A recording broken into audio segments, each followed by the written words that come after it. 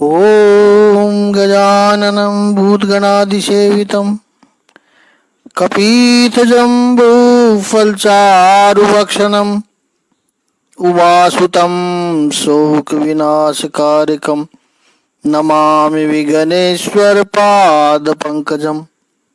कृष्णाय वासुदेवाय हरिये परमात्मने प्रणतः क्लेशनाशाय गोविंदाय नमो नमः।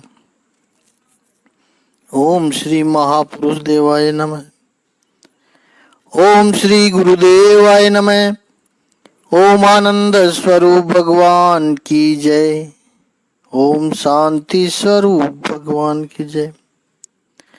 हमारा चिंतन गीता अध्याय 6 श्लोक 5 पे चल रहा है। गहन चिंतन चल रहा है। इस श्लोक में प्रभु कहते हैं कि मनुष्य को चाहिए कि अपने मन की सहायता से अपना उद्धार करे और अपने को नीचे न गिरने दे। यह मन इस बद्ध जीव का मित्र भी है और शत्रु भी है। चौथे श्लोक में योगारूढ़ मनुष्य के लक्षण बताते हुए भगवान श्री कृष्ण ने यदा और तदा शब्द का प्रयोग किया था। यदा यानी जब ऐसा ऐसा कर लेगा, तदा यानी तब वो योगारूढ़ बन जाएगा। इसका अर्थ यहां प्रभु कहना चाहते हैं कि यदा से तदा की यात्रा करने में आप पूरी तरह से सक्षम है। आपके पास वो सामर्थ्य है, तभी ये बताया प्रभु ने। क्योंकि इनडायरेक्टली प्रभु ने यही कहा है कि जब ये इतना इतना आप कर लोगे तब आप योगारूढ़ हो जाओगे। तो इसका अर्थ यही है कि वो हम कर सकते हैं। ये निहित है इसमें, यदा और तदा में। कितना अपने मन को जीत लिया होगा उसने कि किसी भी परिस्थिति में इस व्यक्ति को कोई दुखी नहीं कर सकता है। उद्धरेत आत्मना आत्मानम। अब ये हमने देखा सोक्रेटिस का, कल उसका जीवन दर्शन को देखा, इतना उसमें संयम। अब ये किसने सिखाया होगा उसको, सोक्रेटिस को? स्वयं चिंतन करके वो पाया है। न आत्मानम अवसादयेत। क्यों अपना अधः पतन करते हो, क्यों दुखी होते हो? कोई चाहे कुछ भी करता रहे, आप क्यों दुखी हो रहे हो? वहां सोक्रेटिस और दूसरे छोर पर जरा सा किसी ने कुछ किया, वो तो करके चला जाता है। हम 3 दिन तक दुखी होते रहते हैं। हम 3 दिन दुखी नहीं होते हैं। भगवत गीता की परिभाषा में यदि सोचे तो हम 3 दिन तक हमारे शत्रु खुद के शत्रु बन जाते हैं। हम अपना अवसादन कर रहे हैं।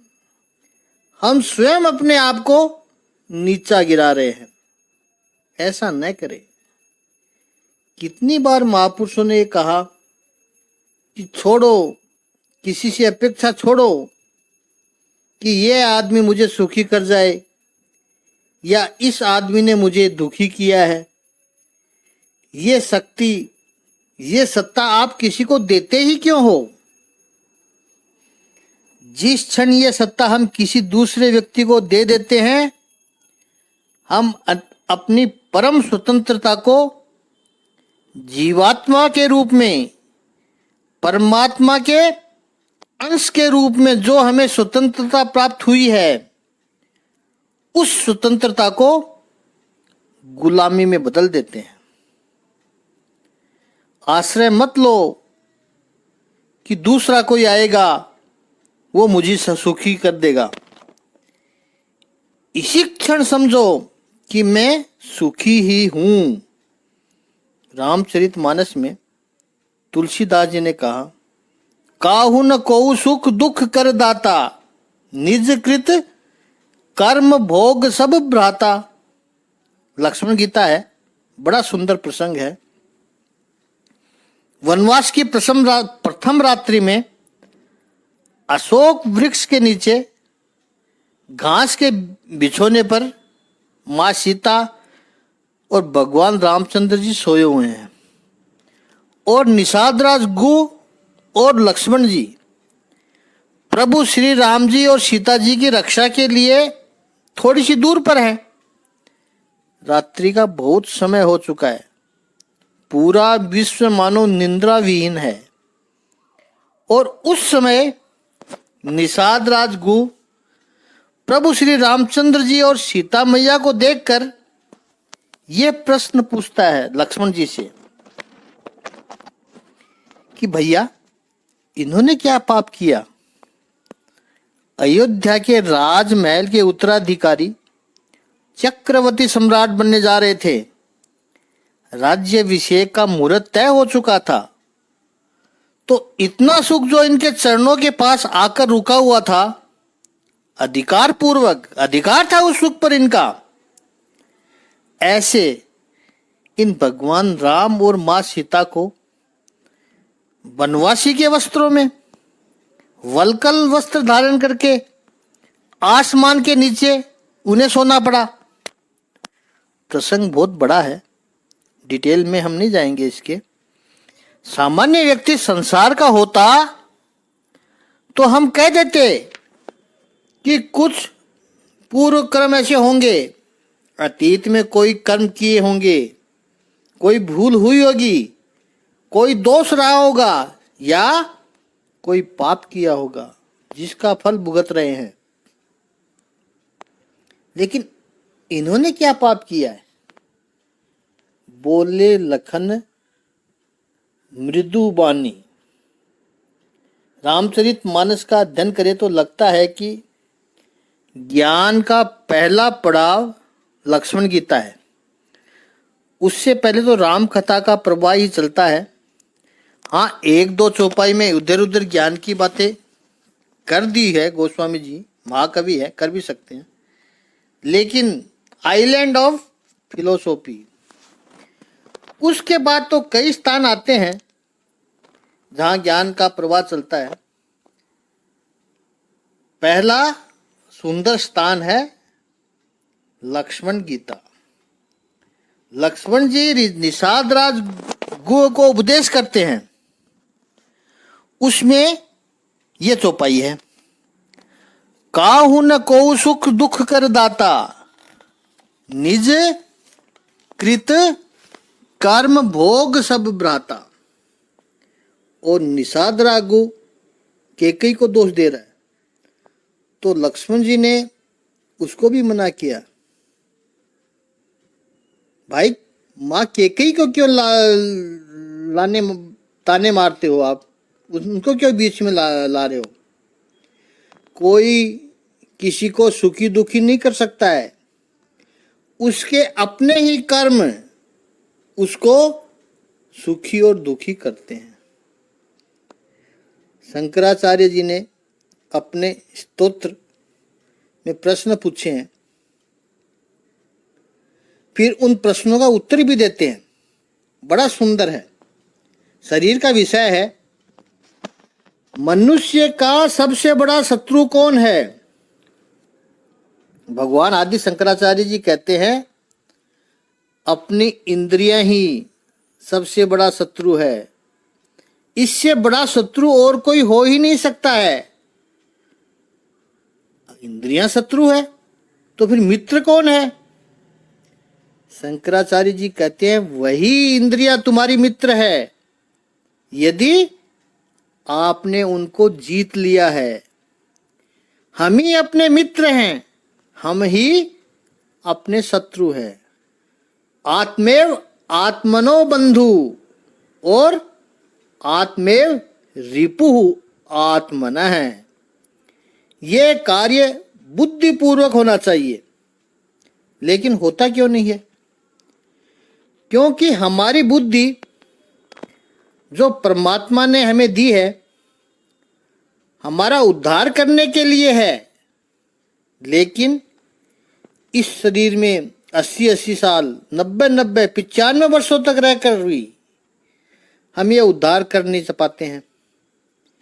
प्रत्येक व्यक्ति उम्र के जिस पड़ाव पर है, पूछिए प्रमाणिकता से अपने आप को कि ये जो भी अवस्था शरीर की हुई है, अब तक आपने आत्मा के उद्धार के काम में कितने सफल हुए हैं?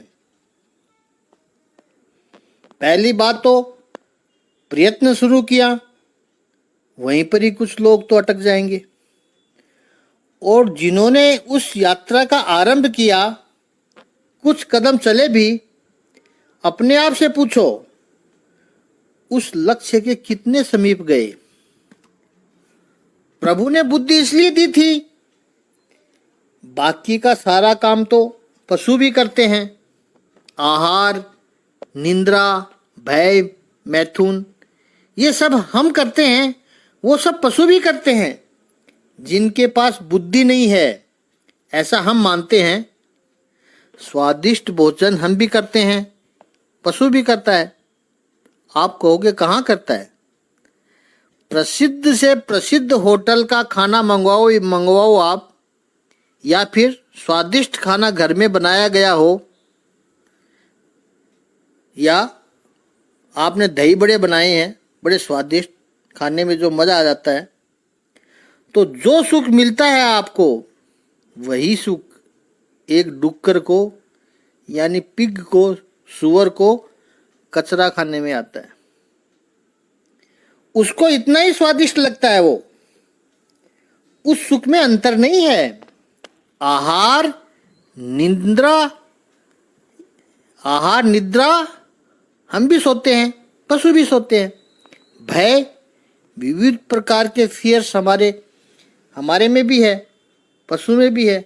और मैथुन, अपनी जनसंख्या बढ़ाना, मनुष्य भी करता है, पशु भी करते हैं। और इन प्रवृत्ति के लिए विशेष बुद्धि की आवश्यकता नहीं है। बुद्धि किस लिए मिली है? आहार में पैसा कमाना सब कुछ आ गया, क्योंकि जितना भी करते हैं वो इसी के लिए तो होता है। बुद्धि हमें इसलिए मिली है कि हम धर्म के मार्ग पर चलें, हम अपना विकास करें, लेकिन बुद्धि कर नहीं पाती। क्यों? क्योंकि बुद्धि इच्छाग्रस्त रहती है, दूसरा कामनाग्रस्त रहती है। इच्छाग्रस्त, कामनाग्रस्त, वासना व्यस्त और तृष्णा मस्त। हमारी जो बुद्धि है इच्छाओं से ग्रस्त है, कामनाओं से त्रस्त है, वासना में व्यस्त है और तृष्णा में मस्त है बुद्धि। इसीलिए ये रेयर अपॉर्चुनिटी परमात्मा ने हमें दी है। बुद्धि और मानव शरीर वो व्यर्थ चला जाता है। हम अपने मित्र न बनकर हम अपने शत्रु बन जाते हैं। कितनी बड़ी स्वतंत्रता परमात्मा ने हमें दे रखी है कि तुम जो चाहो कर सकते हो।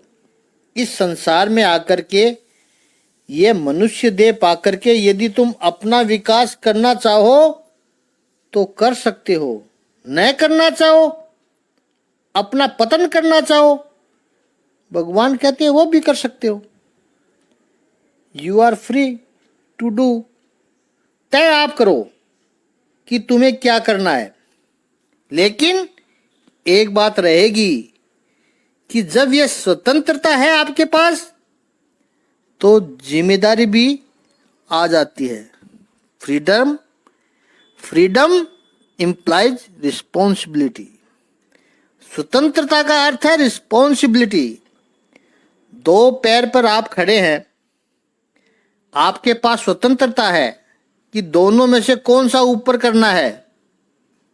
आपने दाहिना पैर उठाया, अब आप बंधन में आ गए। अब आप बायां पैर उठा नहीं सकते हो। आप कहो कि मुझे बायां पैर उठाना है, आप स्वतंत्र है, उस वक्त उठा सकते हो। लेकिन जैसे आपने उस स्वतंत्रता का प्रयोग किया, फिर अब आप दाहिना पैर उठा नहीं सकते। जीवन में आप स्वतंत्र है कि सत्कर्म करे या न करे, पुण्य का काम करे या न करे। लेकिन जैसे ही स्वतंत्रता का उपयोग किया, फिर उसके साथ एक दायित्व आ जाएगा, रिस्पॉन्सिबिलिटी आ जाती है। ऐसे ही हमें अपनी प्रगति करने की भी स्वतंत्रता है, और यदि नहीं करते तो फिर अधोपतन करने का भी स्वतंत्रता है। यह दायित्व आपका है, जिम्मेदारी आपकी है। अभी आप जो फल खा रहे हो उससे तय होता है कि अतीत में आपने कौन से बीज बोए होंगे। यदि 10-15 साल पहले आपने आम का बीज बोया है, तो आज आप आम खा रहे हैं, स्वतंत्रता आपकी है। हमारे शास्त्र तो ये भी कहते हैं कि व्यक्ति की संपत्ति किस मार्ग पर जा रही है, उससे पता चलता है कि संपत्ति कमाई कैसे है। अच्छे मार्ग से, प्रामाणिकता से संपत्ति कमाई होगी तो संपत्ति अच्छे मार्ग पर जाएगी। संपत्ति यदि गलत मार्ग पर ही जा रही है तो इसका अर्थ हुआ कि संपत्ति कमाने का स्रोत कहीं गलत था। हम अपने मित्र बने, हम अपने शत्रु न बने। और सबसे श्रेष्ठ मित्रता यह हो सकती है कि अपना उद्धार करना है। एक बात है कि मित्र वो है जिससे आप प्रेम करते हो। यदि आप अपने मित्र हो तो इसका अर्थ यह होता है कि आप अपने आप से प्रेम करते हो। तो जो व्यक्ति अपने आप से प्रेम करता है वो कभी अपनी बुराई नहीं करेगा, स्वयं को नुकसान हो ऐसा काम नहीं करेगा। जो व्यक्ति अपना मित्र हो वो आत्महत्या कभी नहीं करेगा, क्योंकि वो अपने आप से प्रेम करता है। आत्महत्या का अर्थ जीवन का अंत हो जाना, उतना ही नहीं, वो तो है ही, वो जीवन में ऐसे कोई कर्म भी नहीं करेगा जिससे उसका बुरा हो। इसलिए वेदांत जितना आपको अपने आप से प्रेम करना सिखाता है उतना कोई नहीं सिखाता है। हम लोग वेदांत को समझे ही नहीं। यंग जनरेशन को कहें कि आप धर्म के मार्ग में आओ, अध्यात्म में आओ, वो कहते हैं अभी हमें जीवन का मजा लेना है। किसने कहा है कि धर्म में आओगे तो जीवन का मजा नहीं मिलेगा? सच पूछो तो इस पथ पर आकर के तुम्हारे जीवन का आनंद अनंत गुना हो जाएगा। आनंद लेना आना चाहिए। जो व्यक्ति अपने आप से प्रेम करता है वो व्यक्ति कभी व्यसनों के जाल में फंस नहीं सकता है, नए खाने जैसी चीजें खा नहीं सकता है, नहीं खानी है। आप अपने मित्र बनो। जीवन की कोई भी क्रिया करने से पहले अपने आप से एक प्रश्न करो, क्या मैं अपना मित्र हूं? हर चीज में संयम आना चाहिए। अपना विकास करना है। पहली कृपा तो परमात्मा ने कर दी, पशु में से हमें मानव बना दिया, ये तो प्रभु ने कृपा की। अब मानव जो बने हैं तो प्राकृत में से सुसंस्कृत मनुष्य बने, सद्गुणी बने, कल्चर्ड बने। सुसंस्कृत का अर्थ है यही है कि परिष्कृत बने, सुंदर बनाया जिसने, ऐसे बने। सुसंस्कृत में से फिर हम देवीय बने, यही यात्रा है।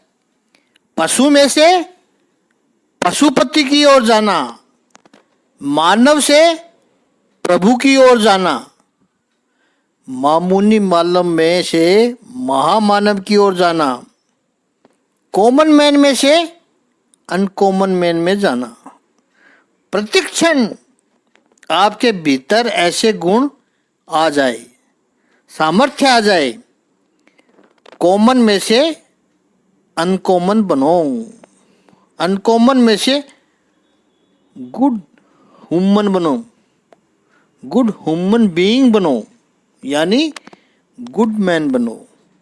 गुड मैन में से फिर गॉड मैन बनो, भगवान का बने हम। ये यात्रा सतत चलती रहे, निरंतर ये ध्यान रहे कि मेरा एक एक कर्म, मेरा एक एक विचार ऊपर की ओर ले जाने वाला बने। और यदि वो न हो, संभव है कि प्रत्येक विचार, प्रत्येक कर्म ऊपर की ओर ले जाने वाला न हो, कम से कम नीचे ले जाने वाला तो न हो। इसलिए भगवान ने दोनों कहा, उद्धरेत आत्मना आत्मनाम आत्मानम, न आत्मानम अवसादयेत, विकास करे। लेकिन विकास न कर पाए। कई बार परिस्थिति आती है कि आप आगे नहीं बढ़ सकते हो, तो कोई बात नहीं, आगे न बढ़ो, लेकिन कम से कम नीचे तो ना उतरे। मनुष्य हो, मनुष्य से देव की ओर यात्रा शुरू करो, मुक्ति की ओर यात्रा शुरू करो। न हो सके, कई संजोग ऐसे आज आ गए, नहीं हो सकता, लेकिन इतना तो सावधान रहो कि मानव से दानवता की ओर न जाएं, मनुष्य से पशु की ओर न जाएं। आप सब समझदार हो, संपत्ति का व्यवहार जब करते हो, बिजनेस में या और कहीं निवेश करते हो, तो आपका प्रयास तो यही रहेगा कि 1 लाख है उसका 1.25 लाख कैसे बने। प्रयास तो सभी का यही रहता है कि 1.25 लाख बनाऊं। लेकिन जब रफ टाइम्स हो, मंदी चल रही हो, अब मंदी चल रही है नहीं चल रही है पता नहीं चलता है। रोने वाले लोग कहते हैं हाँ चल रही है, लेकिन कुछ लोग कहते हैं कोई मंदी वंदी नहीं है जी, आप देखो सब कुछ पहले की तरह ही हो रहा है। लेकिन हम मानते हैं जब विपरीत संजोग आ जाए तो हम क्या करते हैं कि चलो लाख का 1.25 लाख न हो, लेकिन 1 लाख हो, 1 लाख तक तो रहे, लेकिन लाख के 90,000 तो न हो, उतना तो करो। लाख तो बना रहे, उतना तो करो कम से कम। यही समझदारी की बात है। तो फिर अध्यात्म के क्षेत्र में हम क्यों इस बात को भूल जाते हैं कि हम विकास तो करें, विकास से तो कम न हो। ऐसा न हो कि जीवन पूरा करने के बाद भगवान कहे कि वापस जा 84 लाख के फेरे में।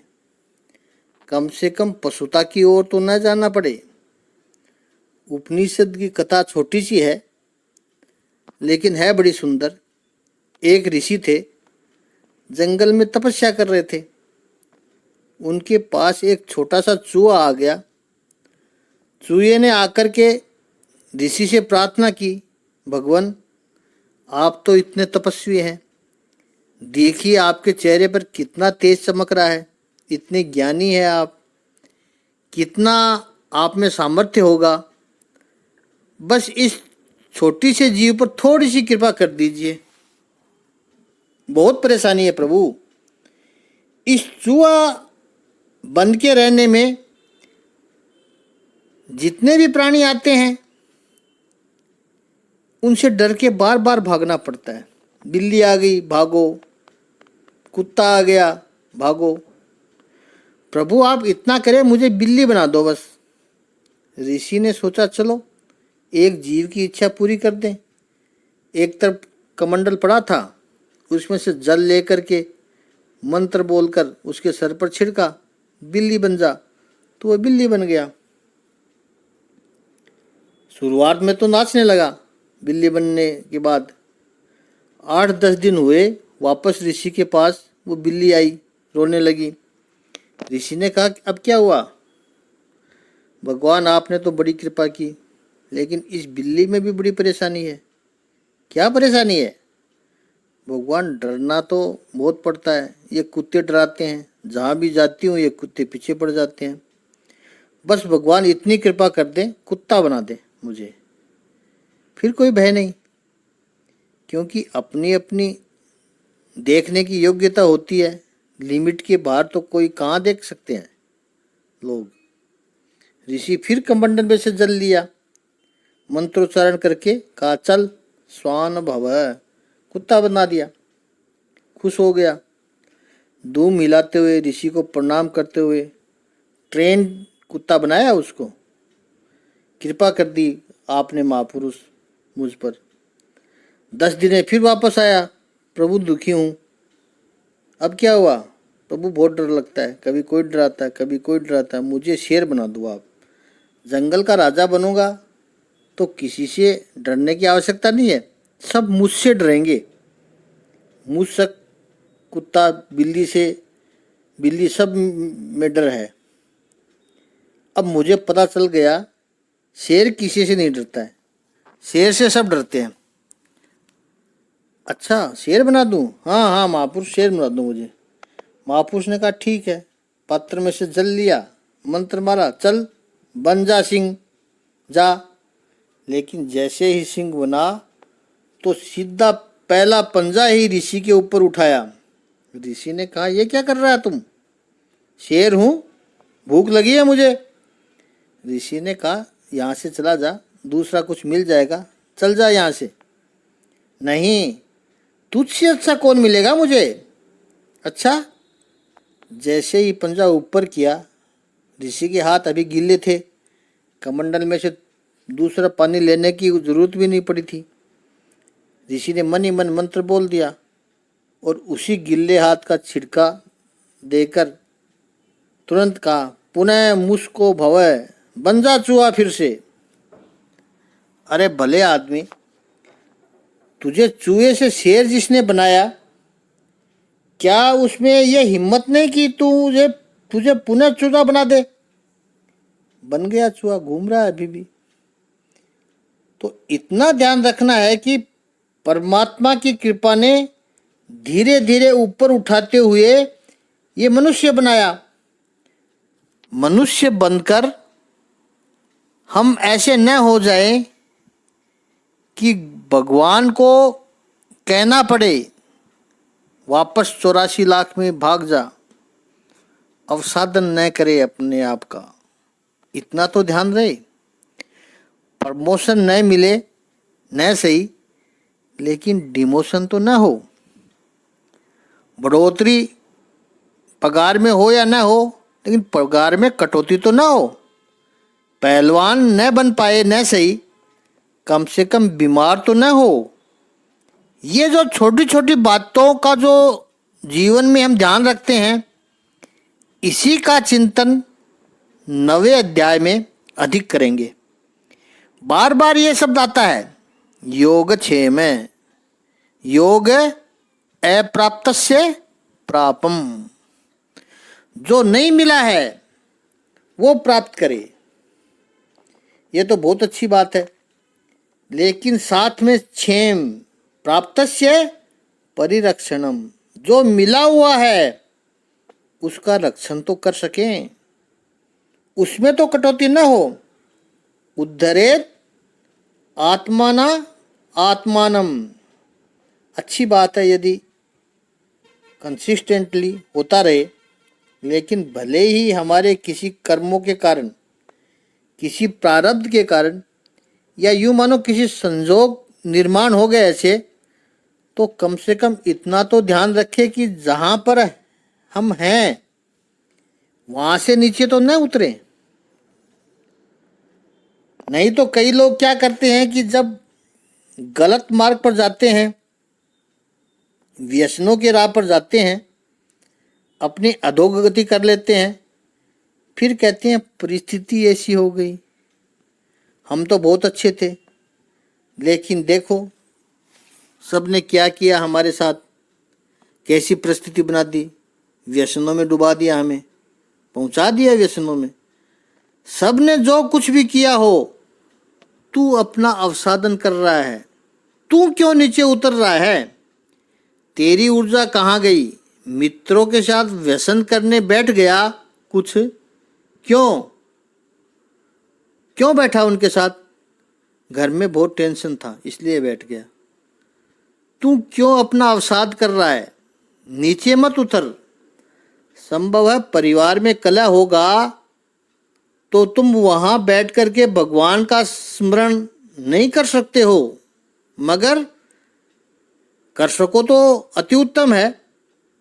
उतनी स्थिरता यदि आ जाए, सोक्रेटिस जैसी, नहीं है स्थिरता कोई बात नहीं, लेकिन कम से कम हम नीचे तो न उतरे। हमारा अपने प्रति दायित्व है कि यदि हम अपने मित्र बनने का प्रयास करते हैं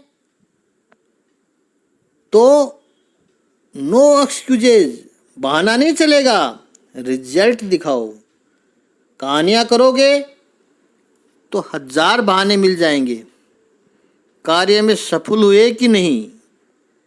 भगवान श्री कृष्ण के इसी सिद्धांत का तीसरे अर्थ में कहें तो भगवान ने मानो कहा हो कि जो सक्षम है, समर्थ है, पॉजिटिव लोग हैं, उनके लिए आदर्श रखा है ये, उद्धरेत आत्मना आत्मानम।